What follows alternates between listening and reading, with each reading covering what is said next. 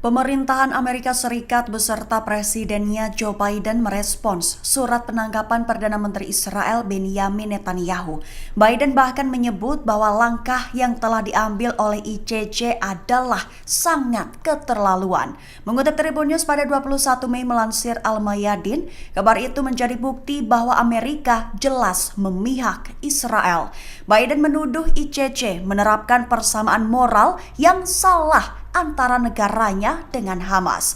Ia bahkan menyatakan bahwa permohonan jaksa ICC untuk mengeluarkan surat perintah penangkapan terhadap para pemimpin Israel adalah sangat keterlaluan. Kemudian Biden menegaskan bahwa pihaknya akan selalu mendukung Israel melawan ancaman apa dan siapapun terhadap keamanannya.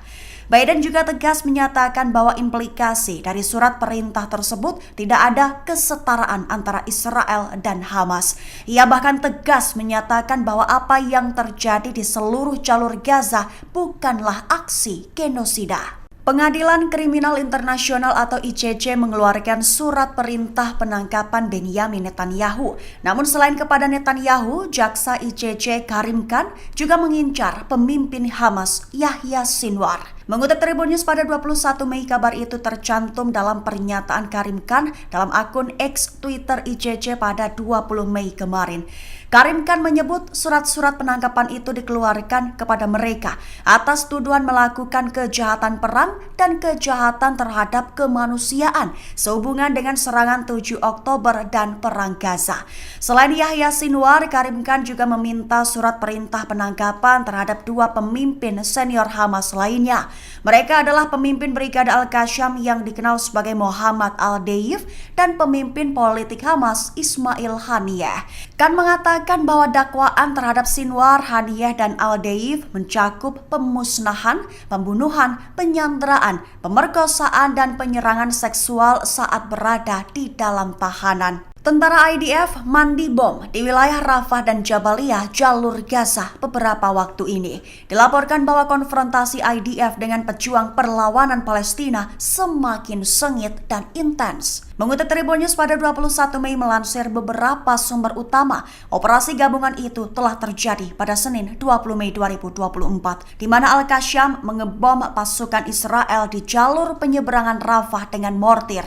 Selain itu, faksi perlawanan Palestina lainnya juga melakukan konfrontasi menggunakan roket dan mortir di belakang garis musuh. Konfrontasi sengit dilaporkan juga terkonsentrasi di Jabaliyah di jalur Gaza Utara dan Rafah, Gaza Selatan. Sementara serangan mortir dan roket terus menargetkan sejumlah posisi Israel di dalam dan di luar jalur Gaza. Ibasnya, situasi tersebut dilaporkan membuat pasukan Israel kebingungan dan kesulitan membagi pasukan untuk menghadapi serangan-serangan dari milisi perlawanan. Helikopter Apache Israel menjadi target rudal Sam-7 milik Brigade Al-Qassam. Selain itu, menembak jitu Al-Qassam juga menjadikan seorang tentara IDF sasaran mortir. Mengutip Al-Mayadin pada 21 Mei, perlawanan Palestina terus menghadapi pasukan Israel atas agresi mereka di seluruh jalur Gaza. Koresponden Al-Mayadin di Gaza membenarkan bahwa bentrokan sengit sedang terjadi antara perlawanan dan pasukan Israel di timur Deir al-Balah di jalur Gaza Tengah dan Jabaliyah di jalur Gaza Utara. Media militer Brigade Al-Qassam menerbitkan rekaman pasukannya menyerang helikopter Apache dengan rudal anti-udara Sam-7 di sebelah timur Jabaliyah. Selain itu, pejuangnya juga menembak seorang tentara Israel di sebelah timur Camp Jabaliyah dan menargetkan IDF yang ditempatkan di dalam perbatasan Rafah, selatan Gaza dengan tembakan mortir. Bongkar 4 dugaan kecelakaan helikopter Presiden Iran Ebrahim Raisi hingga meninggal dunia. Ilmuwan Yahudi Benjamin Rubinstein menyebut bahwa tak boleh mengesampingkan sabotase Zionis. Mengutip Tribun News pada 21 Mei, kabar itu melansir unggahannya di akun X Twitternya pada 20 Mei kemarin. Rubinstein menyatakan bahwa semua pihak tak bisa mengesampingkan sabotase Zionis hingga penyelidikan menyeluruh akan mengungkap kebenarannya. Dugaan pertama mengarah pada Israel. Mengingat insiden pembunuhan ilmuwan nuklir Iran Mohsen Fakhrizadeh tahun 2020 lalu, Israel tidak membenarkan atau menyangkal keterlibatan mereka dalam serangan itu. Kemudian dugaan kedua mengarah pada faktor internal pengalihan kekuasaan di Iran, di mana diduga kematian Raisi membuka jalan bagi Mojtaba Khamenei untuk menjadi penerus Khamenei. Mengingat Mojtaba, putra pemimpin tertinggi Iran Ali Khamenei, disebut-sebut akan menjadi presiden Iran dalam pemilu yang akan digelar 50 hari mendatang. Lalu dugaan ketiga mengarah pada usia helikopter jenis Bell 212 yang digunakan sudah tua. Terakhir, dugaan mengarah pada faktor cuaca yang sangat tidak bagus alias sangat buruk saat kecelakaan terjadi. Mengenal drone Turki Bayraktar Akinci, drone pertama yang menemukan lokasi kecelakaan helikopter Presiden Iran Ebrahim Raisi.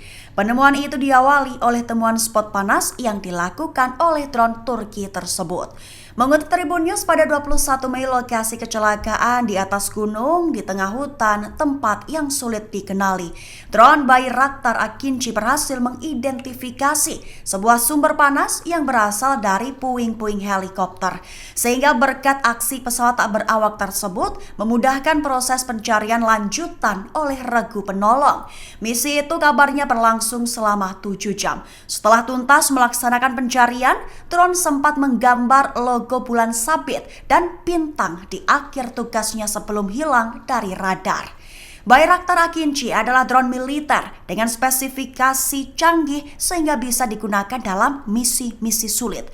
Drone Bayraktar Akinci adalah drone tempur yang terbang di ketinggian yang tinggi dengan daya tahan yang lama yang dikembangkan oleh perusahaan industri pertahanan Bikar yang berbasis di Turki. Bentrokan sengit telah terjadi antara Brigade Martir Al-Aqsa dengan tentara IDF. Adapun imbasnya tewas terkena senapan mesin hingga kendaraan IDF hangus terbakar peluru RPG.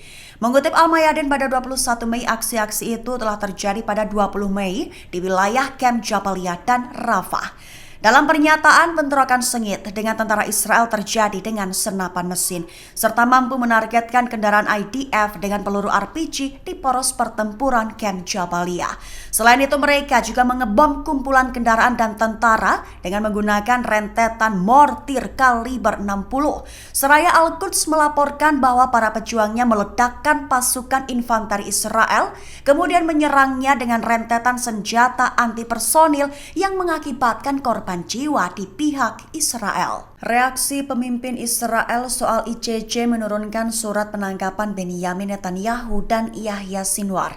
Mengutip Tribun News pada 21 Mei, kabar-kabar itu mengutip unggahan Presiden Israel Isaac Herzog dan Menteri Keuangan Israel Bezalel Smotrich di akun X Twitter pribadi mereka.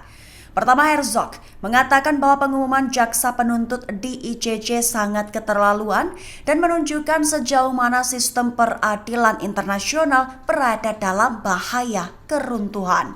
Menurutnya, setiap upaya untuk menyamakan Hamas dengan pemerintah Israel adalah tindakan yang keterlaluan dan tidak dapat diterima. Herzog bahkan menyerukan agar semua pemimpin di dunia bebas untuk mengutuk langkah ICC dan menolaknya dengan tegas. Kedua, Smotrich, ia menyamakan pengumuman jaksa ICC dengan propaganda Nazi. Smotrich menyatakan bahwa belum pernah melihat kemunafikan dan kebencian terhadap orang Yahudi seperti yang terjadi di pengadilan Den Haag sejak propaganda Nazi. Ia bahkan menegaskan bahwa Israel akan terus mempertahankan diri dan membasmi musuh-musuhnya dan sejarah akan menghakimi mereka yang memihak Nazi Hamas dan menentang terang dan kebaikan negara Israel. Download Tribun X sekarang, menghadirkan lokal menjadi Indonesia.